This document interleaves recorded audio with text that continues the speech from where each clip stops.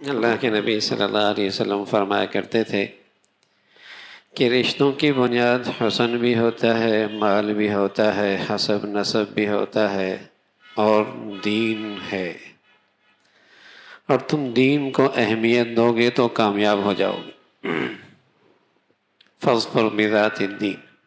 الحمدللہ یہ جو ایک رشتہ طے ہوا ہے، ایک برادری کی زبان اور دوسری برادری کی زبان، اور یہ دین کی بنیاد پر ہوا ہے، اور ایک بہت شاندار روایت ہے۔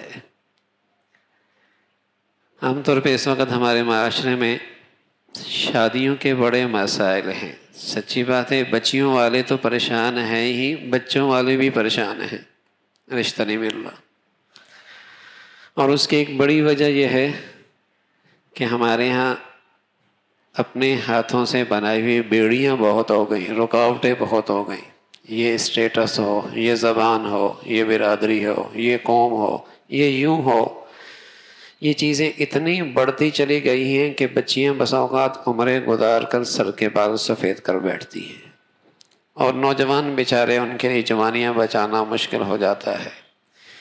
جو اللہ کے نبی صلی اللہ علیہ وسلم نے ایک بات بتائی تھی کہ مسلمان اگر دیندار ہو جاتا اور دین کی بنیاد پر رشتے ہونے لگتے تو زندگی کتنی آسان ہو جاتی۔ پھر یہ سمجھ میں آتا ہے کہ مزاج نہیں ملتے۔ ارے بھائی، ایک باپ کے دو بیٹے، ایک باپ کے دو بہن بیٹیاں، ان کا بھی تو مزاج مختلف ہوتا ہے، اور سچ بتاؤں اگر دین نہ ہو تو وہ بھی آپس میں اچھے طریقے سے نہیں رہ سکتے۔ لیکن دین ایک ایسی چیز ہے الحمدللہ کہ چاہے وہ کسی برادری کی، کسی قوم کا، کسی زبان کا، کسی علاقے کا، لیکن دیندار ہو، واقعتاً دیندار ہو، تو مزاجوں میں تفاوت کے باوجود بھی گھر بڑے خوبصورت آباد ہو جایا کرتے۔ فاظفر بذات الدین، دین ہے۔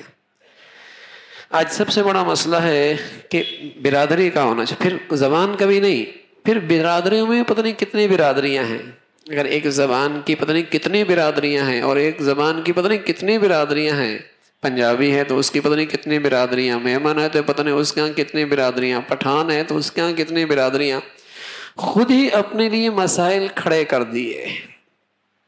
یعنی بہت سارے ہمارے ہاں شادیوں کی ترجیحات خود بنائی کرتے ہیں، اور اگر یہ بنیاد ہوتی دیندار ہو، دیندار ہو، تو رشتوں کے نہ ہونے کی وجہ دولت کا نہ ہونا نہیں ہے کہ دولت نہیں ہے، پیسہ نہیں ہے، ایسا نہیں ہے، بلکہ ہم نے یہ دیکھا جہاں دینداری ہے، اور دینداری ہے، دولت نہیں بھی ہے، تب بھی وہاں تین تین ہیں اور چار چار بھی ہیں، بڑی خوشی سے رہ رہے ہیں، اور بڑا گھر آباد ہے۔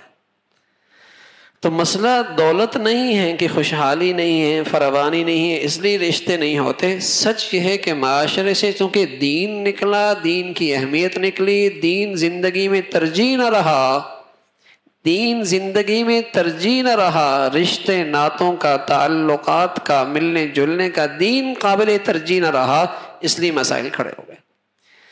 ترجیحات بدل گئی کہ زبان کا ہو، قوم کا ہو، برادری کا ہو، اسٹیٹس یہ ہو، ڈگریاں یہ ہوں، فلاں یہ ہوں، یہ جو ترجیحات بدل گئی اس نے مسائل کھڑے کر دیے۔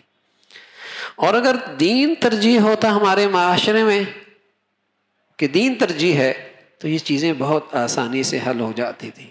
اور دین ایک ایسی چیز ہے کہ نیک میاں بیوی نیک اور ایک، میاں بیوی نیک اور ایک، یہ دنیا کی جنت ہے۔ میاں بیوی نیک اور ایک، یہ دنیا کی جنت ہے۔ ہاں، نیکی کا مفہوم ہے۔ رسول اللہ صلی اللہ علیہ وسلم سے پوچھا گیا، یا رسول اللہ احب ان اکون اعبد الناس، ورنہ آج کیا نیکی کا پیمانہ تو عجیب و غریب ہے۔ جو عید کی نماز پڑھ رہا ہے وہ بھی نیک ہے، جو جمعے کی پڑھ رہا ہے وہ بھی نیک ہے، جس کا سارا دین مسجد تک ہے وہ بھی نیک ہے۔ اللہ کے نبی سے پوچھا گیا، یا رسول اللہ احب ان اکون اعبد الناس، میں سب سے زیادہ نیک بننا چاہتا ہوں۔ آپ نے فرمایا اتق المحارم تکن اعبد الناس، حرام سے بچ جا، سب سے بڑا بزرگ بن جائے گا۔ حرام سے بچ جا، سب سے بڑا بزرگ بن جائے گا۔ اگر ان آنکھوں سے حرام نہ دیکھا جائے تو پھر بیوی کی محبت کی مٹھاس نصیب ہوتی ہے، اور عورت با حیا ہو، با کردار ہو، اس کی آنکھیں شوہر سے نہ ہٹتی ہوں، پھر اسے شوہر کی زندگی میں راحت اور سکون ملتا ہے۔ لیکن اگر ان آنکھوں سے حیا رخصت ہو جائے اور یہاں حرام کا ارتکاب ہو تو حلال کی لذت ختم ہو جاتی ہے، حرام کی کشش بڑھ جاتی۔ حلال کی لذت نہیں رہتی، حرام کی کشش بڑھ جاتی ہے۔ اتق المحارم تکن اعبد الناس، حرام سے بچ جا، سب سے بڑا نیک بن جائے گا۔ تو میاں بیوی نیک اور ایک، چاہے کسی برادری کا ہو، کسی قوم کا ہو، کسی علاقے کا ہو، کسی شہر کا ہو، کسی وطن کا ہو، نیک تو ایک دنیا کی جنت ہے۔ اللہ ہم سب کو ایسی زندگی نصیب فرما دے۔